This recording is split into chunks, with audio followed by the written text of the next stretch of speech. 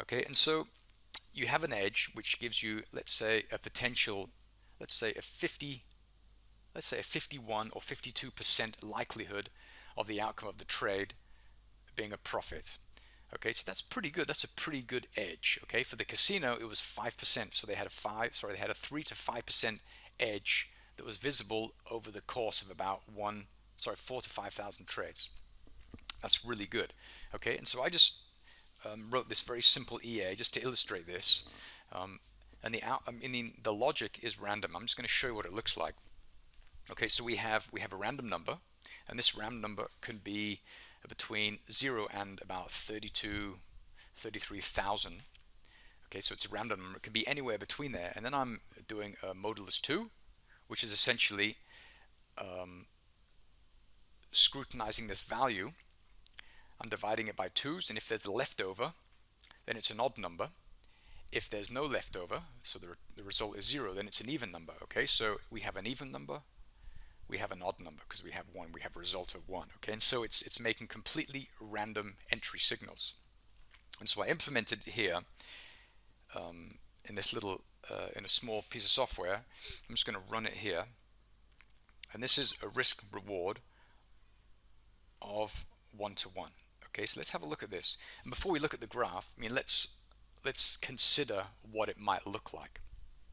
Okay, remember again that the market has an edge.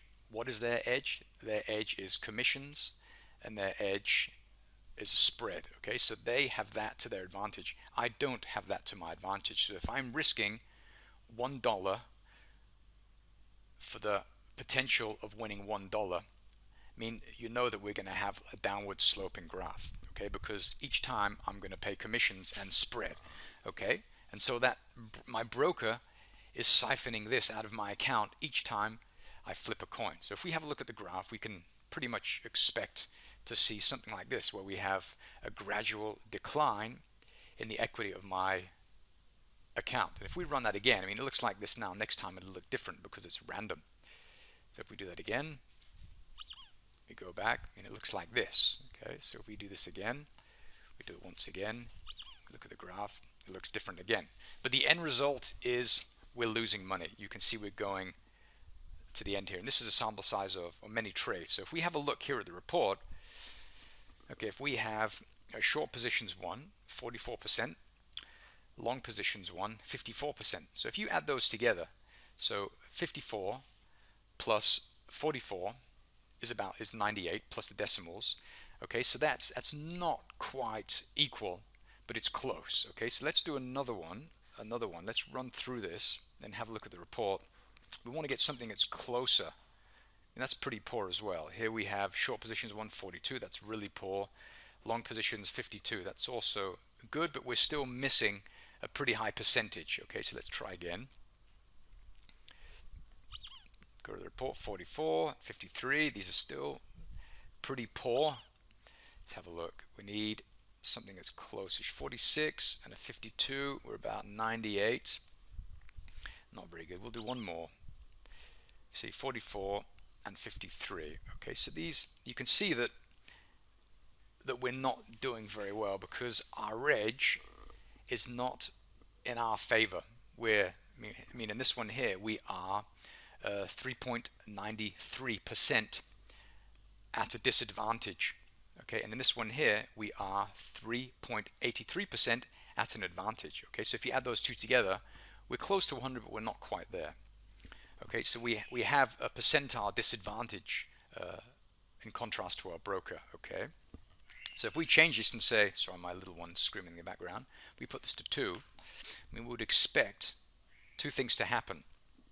The first thing is that we would have a slightly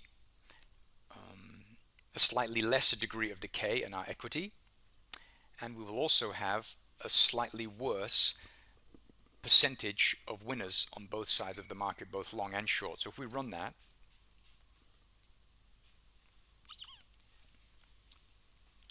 let's do that. That wasn't very...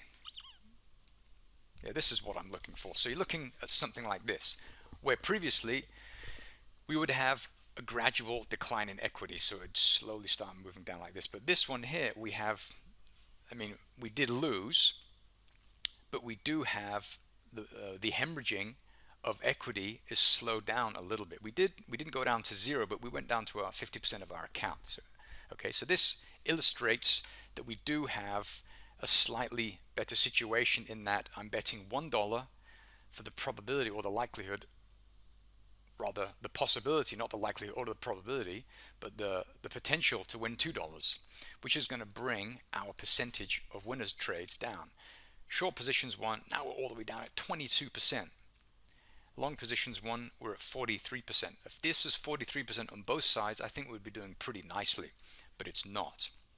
But you can see that changing the risk reward so that it's at an advantage for us, it slows down the money leaving our account. Okay, and this is a purely random algorithms we've seen here. This is completely random. We don't care if we're buying or selling. We just want to buy and sell completely randomly. And this is what this entry criteria is doing for us. So if we run this again, do a couple more times, we look at the report, 25% and 41%. So we're going to have an equity curve that's pretty poor as well. You can see here, I mean, it's sideways. And when we started here, it went up, it went down, it went up, and it went down. But essentially, we're losing money. But in contrast to this, and we'll run it and compare the two. In contrast to this, it looks a little bit better. Okay, here we're just hemorrhaging money, we're losing money. Okay, and so this just illustrates very clearly that the likelihood of a coin flip, or the likelihood of an event occurring where there can be two possible outcomes to the event, head, tails, win, loss, these give us a 50% probability of the outcome being to our advantage. Okay, and I think that's pretty fascinating.